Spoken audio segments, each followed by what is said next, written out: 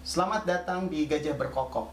Kali ini kita akan membahas mengenai satu topik tentang microstock, khususnya tentang Shutterstock, situs jual beli foto yang sangat populer.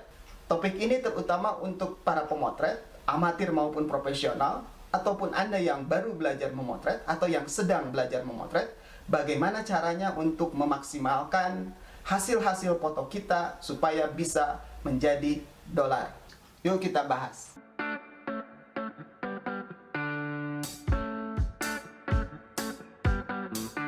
Saatnya berburu dolar melalui Shutterstock. Kenapa saatnya? Teman-teman, karena lebih cepat memulai, teman-teman akan lebih baik hasil berburunya. Mari kita lihat. Jadi saat ini, semua orang bisa memotret. Alat untuk memotret jauh lebih mudah didapatkan sekarang. Teman-teman bisa memotret menggunakan banyak gadget saat ini. Bisa dengan kamera HP, bisa dengan kamera pocket, kamera DSLR, ataupun kamera mirrorless. Jadi teman-teman bisa mendapatkan banyak foto saat ini dengan relatif lebih mudah. Sayangnya, foto yang dihasilkan oleh teman-teman tersebut kebanyakan hanya berakhir dengan tersimpan di hard disk saja. Paling banter barangkali ya untuk gaya-gayaan saja, mungkin ditambah Instagram, Facebook, Twitter, atau media sosial yang lainnya, dapat like, dapat komen, selesai sampai di situ. Tapi tidak menghasilkan sesuatu yang lebih berwujud, misalkan income atau penghasilan. Nah, saat ini sebetulnya ada potensi besar untuk mendapatkan income tersebut. Teman-teman bisa mendapatkan income dari foto yang teman-teman hasilkan. Nah, bahkan penghasilan itu bentuknya bukan hanya rupiah, teman-teman, tapi teman-teman bisa mendapatkan dolar.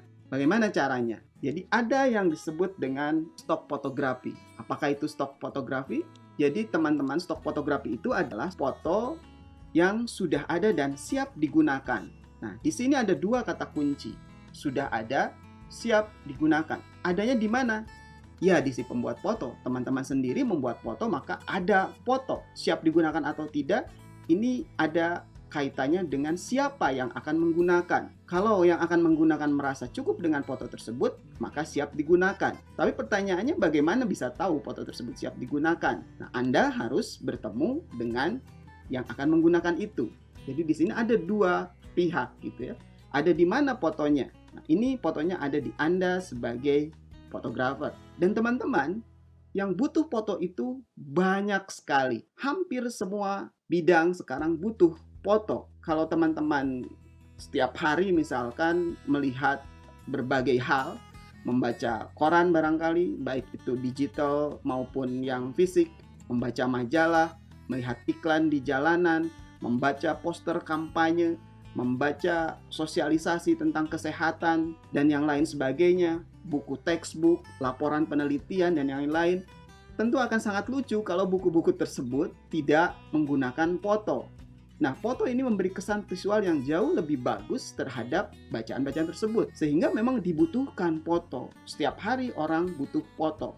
Disinilah yang disebut dengan potensi. Lalu pertanyaannya kemudian, bagaimana dan di mana pemilik foto tersebut bisa bertemu dengan pengguna fotonya tadi?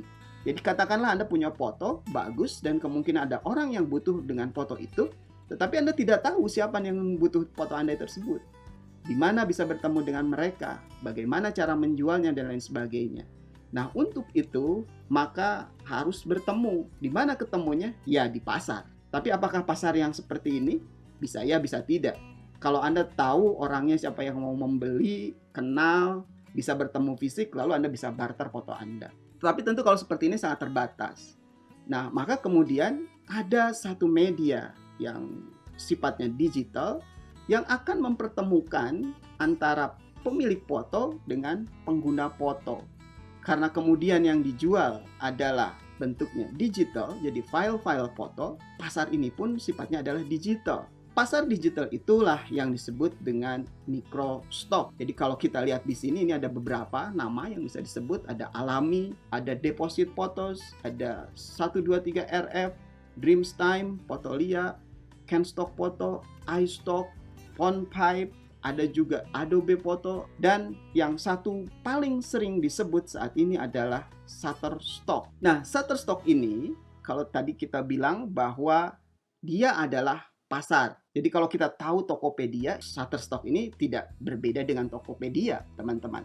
Yang membedakan adalah produk yang dijualnya. Tokopedia menjual produk-produk yang sifatnya fisik. Nah, yang dijual di Shutterstock ini adalah stok. Dalam hal ini kita batasi stok foto dulu gitu ya, karena sebetulnya Shutterstock juga menjual selain foto.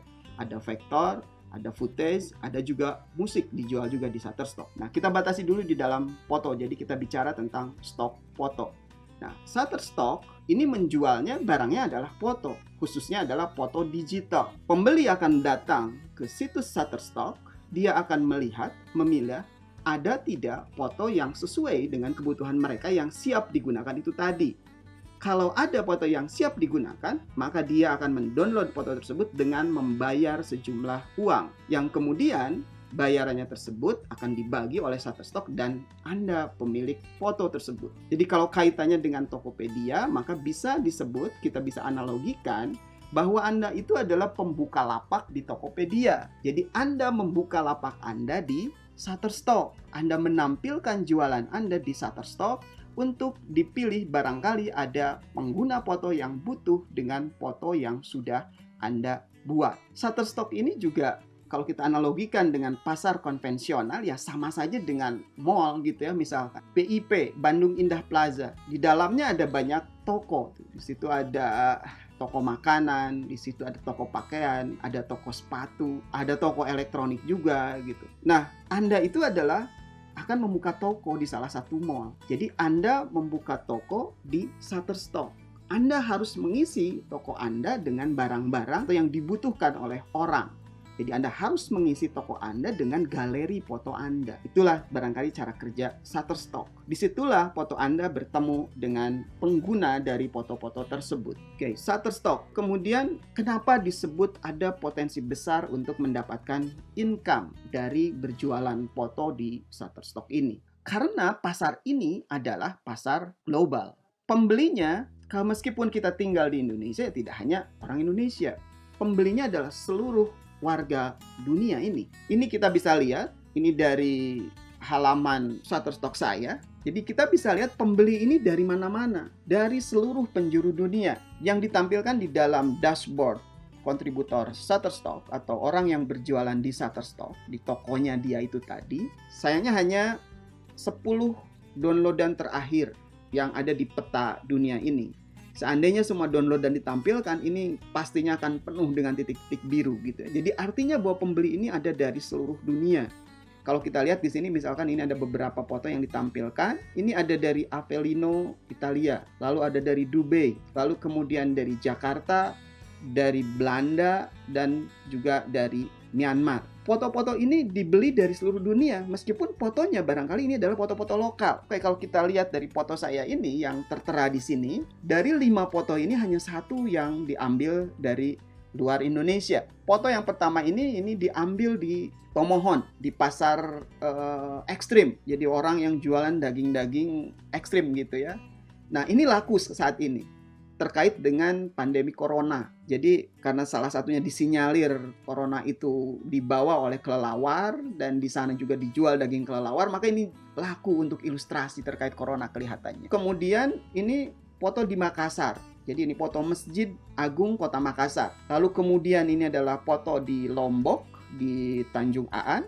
Dan kemudian ini adalah foto Gudang Bulog di Bandung. Jadi ini foto-foto